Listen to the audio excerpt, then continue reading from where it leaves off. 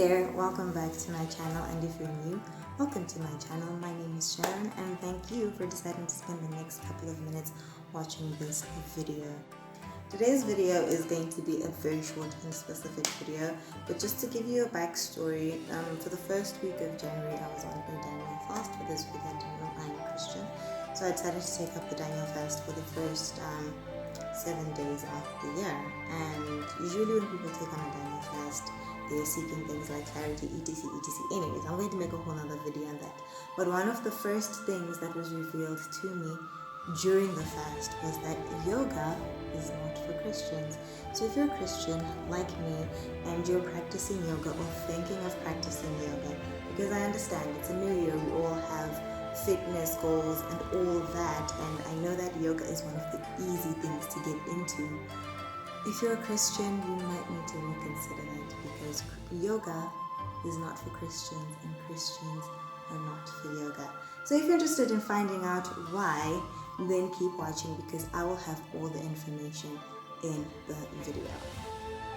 So of course, me being me, I did my research and I took down some notes during the whole period of why yoga is not good for us. Now the first thing that I came across was the meaning of yoga itself. Yoga means to be in union with Brahman, and Brahman is a Hindu god. Now for us Christians, we all know that one of the commandments clearly states that thou shalt not have any other god but me, worship no other gods but me, do not worship idols, okay? And Brahman is a Hindu god, which makes him an idol, which means that you've already broken the first commandment. And let's not forget that our God is a jealous God. Now, other than the word yoga meaning being in union with Brahman, yoga also gives us intuition.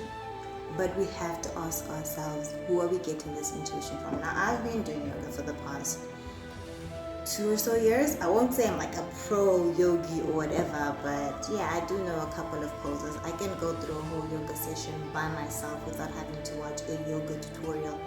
And what I did find was that yes, it does give you intuition. You connect with yourself, like you center yourself and you connect with your inner being. But then what is it that's giving you that intuition? It's a question you need to ask yourself. Now, I always assumed that yoga was just an exercise, and I did it just, for more flexibility, like I said, for calming, because there's some poses like child's pose that you just feel the weight leaving your body and entering into the mat or the earth or something like that. So I always assumed it was just an exercise and something that I could do to relieve myself of stress, calm myself down, etc, etc. But it is actually a spiritual way of life. Yeah, it is a spiritual way of life. But nowhere in the Bible do we hear anything about yoga, anything about Brahman, anything. So it begs the question, what spirit am I practicing to? What spirit am I giving reverence to? So that's another question we need to ask ourselves as Christians. What spirit am I giving reverence to? If it's not the Holy Spirit, if it's not the Spirit of the living God, then who am I spending my mornings or afternoons meditating to, giving reverence to, and letting them calm me down? Who am I? Another thing that I found mind-boggling when I was doing my research on this was that some poses are even named after deities, okay? So I'm just going to insert a few pictures of those poses.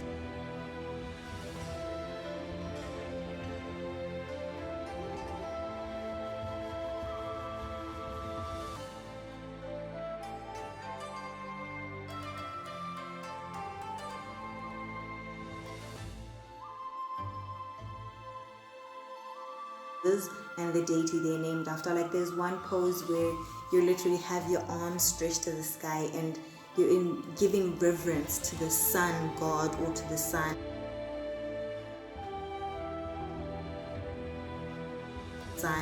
And this master is just stretching yourself out and becoming one and releasing all your energy into the universe. But in actual fact, you're repeating deity poses, which means those deities are going to impact your life. You're bridging the gap between you and those deities and forming a connection without even knowing it or without even realizing it. the sun cycle pose. That's the one that I was talking about. Again, I'm going to insert a picture of the sun cycle pose, but it's a worship of the sun.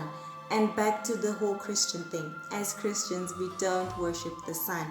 We worship the Lord our God only. So these are some of the things that we need to be careful of. So lastly, but definitely not least, there's a Bible verse that says we should not conform to the standards of this world, but instead we should be renewed. Our minds should be renewed. And I hope that this very short video has helped you to renew your mind, has helped you to rethink some of the things that we get ourselves into, some of these new age practices. I know there are other new age practices like carrying around crystals or having crystals around your house, good and bad energy, them good vibes, you have them positive energy crystals, burning sage and all that stuff. Those are new age practices that are unfortunately misleading us as Christians, because we're practicing another religion, we're worshipping other gods, we're giving reverence to other spiritual beings without even noticing it. And then we wonder why sometimes some things don't go according to plan, or we feel a disconnect with God. It's because we have put someone else into the equation. So again, my fellow Christians, if you were thinking about practicing yoga this year, I would definitely encourage you to rethink it. Think twice. There's lots of other ways that you can stay fit and healthy without necessarily breaking the bank, or without necessarily getting involved in new age practice. I know there's like general regular exercise, the typical gym workouts, sit-ups, push-ups and all that stuff. It might be hectic, but with time and practice you get used to these things. There's things like Pilates. I know Pilates in a country like ours could be expensive because you need an instructor and studio and things like that, but if you can afford it, then you might as well go for that. Anyways, I really hope that this video was insightful and helpful. If you have any questions regarding this topic, I encourage you to do your own research and find out what works for you personally. I will be discontinuing this practice of yoga and looking to other things to keep myself fit, healthy, and spiritually aligned. Anyways, I hope you guys stay safe and stay sane, and I will see you in the next video. Bye! Oh, and by the way, make sure you like, comment, share, and subscribe, because I did put a lot of effort into this video. Okay?